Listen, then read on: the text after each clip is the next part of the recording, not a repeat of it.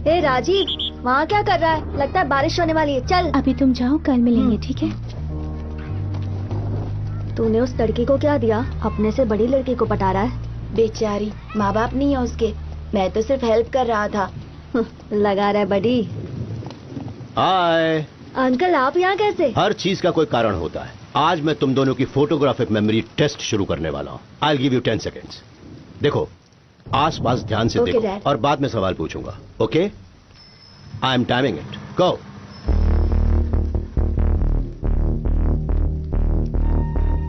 That's it. तुम्हें कुछ suspicious दिखाई दिया? अब याद करो कि तुमने क्या देखा। चप्पल वाले के हाथ में बड़ी सी सुई थी, एक आदमी बीड़ी पी रहा था, बूढ़ा आदमी छाता लेकर खड़ा था और याद आ गया डैड, ब्लैक जैकेट वाला। सभी लोग रोड की तरफ देखकर बस का इंतजार कर रहे थे, लेकिन वो आदमी उसके आगे खड़े लोगों की पॉकेट्स की तरफ देख रहा था। वो जरूर पॉकेट मार होगा डैड। वंडरफुल। आज तुम्हें चॉकलेट मिलेगी।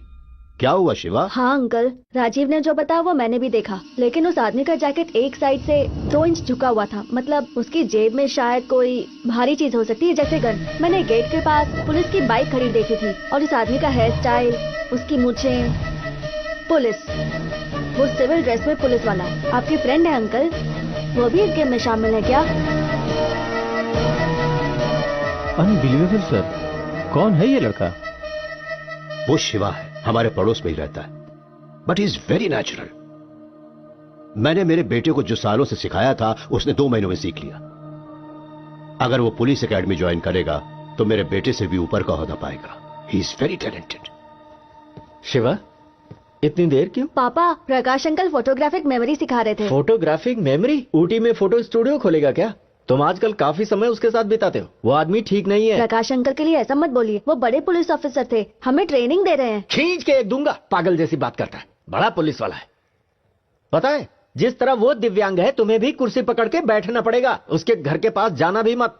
सुनो मेरी बात, आज के बाद उसका नाम भी मत लेना, नहीं तो मैं तुम्हारी पढ़ाई बंद करवा के दुकान पर काम पे लगा दूंगा।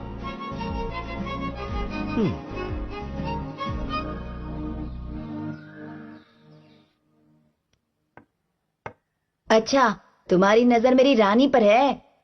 अब तुम चाल चलो। देखो शिवा, कितनी भी कोशिश कर लो, मेरी रानी को छू नहीं पाओगे। चेक। कोई चाल नहीं बची तुम्हारे पास। चेकमेट।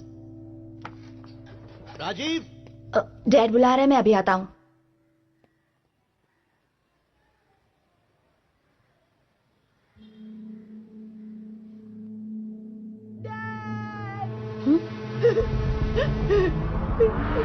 डैड, शिवा देखो ना, किसी ने डैड को चाकू मारा और भाग गया। डैड, उठिए ना डैड। डैड, डैड, शिवा कुछ करो ना।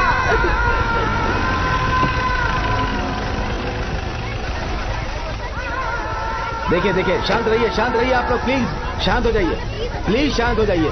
मैं बताता हूँ, शांत हो जाइए, शांत हो जाइए, प्लीज प्लीज, बात को समझिए, प्लीज आप शांत हो जाइए। सर सर, आवाज बंद करो, चुपचाप बैठो चुपचाप। बच्चे, तुम कौन हो? तुम उनके घर पर क्या कर रहे थे? सर, मैं पड़ोस में रहता हूँ। मैं और राजीव चेस खेल रहे थे। मैं हमेशा उनके यहाँ जाता हूँ। हमेशा जाते हो? किस लिए?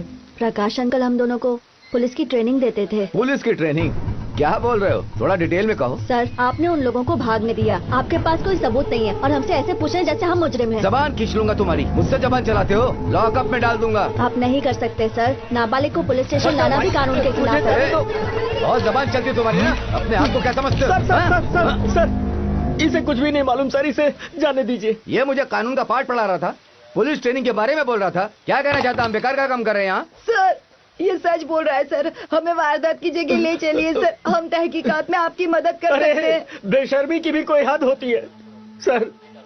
ये मैथ सीखने के लिए उनके घर जाता था, क्योंकि ये सब्जेक्ट मुझे नहीं आती है, इसीलिए ये मेरे मना करने के बावजूद वहाँ जाता था। साहब, मेरा रिकॉर्ड एकदम क्लीन है साहब। हम उनके पड़ोस में ही रहते, बाकी उनके बारे में हमें कुछ भी नहीं पता। गाड़ी जाते हुए देखी थी। तू अभी बिल्कुल चुप रहे साहब, मैं अपने बेटे को हमारे हाथ में नहीं देख सकता साहब। इसे छोड़ दीजिए साहब। किशोर भाई तुम्हें कुछ समझाओ ना। सर, ये कभी किसी लफड़े में नहीं पड़ता, हमेशा अपने काम से काम रखता है। ये कोई मामूली मर्डर केस नहीं है, highly sensitive police murder case है। डिपार्टमेंट की इज्जत दांव पे लगी है। हमें ऊपर से ऑर्डर्स हैं कि जल्द से जल्द खूनी को अरेस्ट करें। जिस कार में भागे थे वो कार रास्ते में बिजली के खंभे से टकराई, फिर वो उसे छोड़कर भाग गए। सिर्फ इन दोनों ने ही उन्हें देखा है।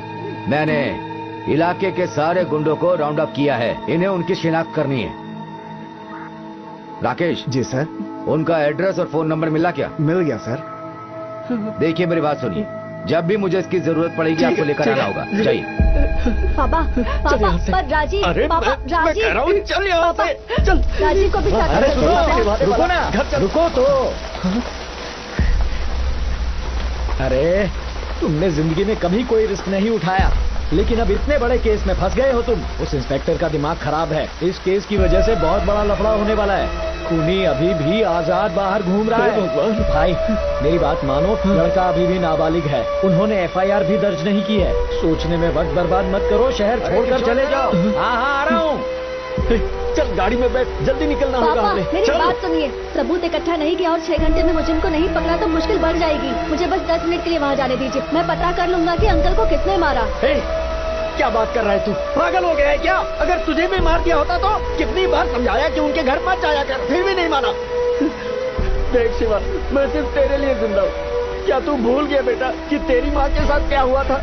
वो गई थी किसी का झगड़ा सुलझाने, लेकिन जिंदा वापस नहीं आई।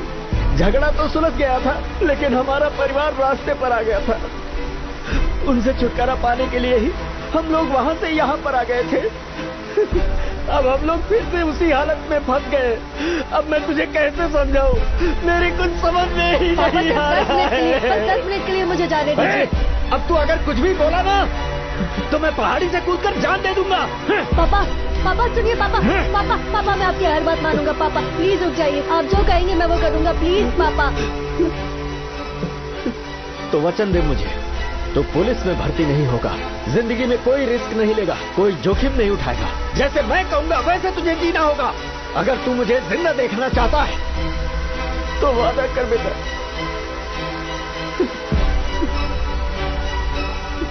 वादा करता हूँ।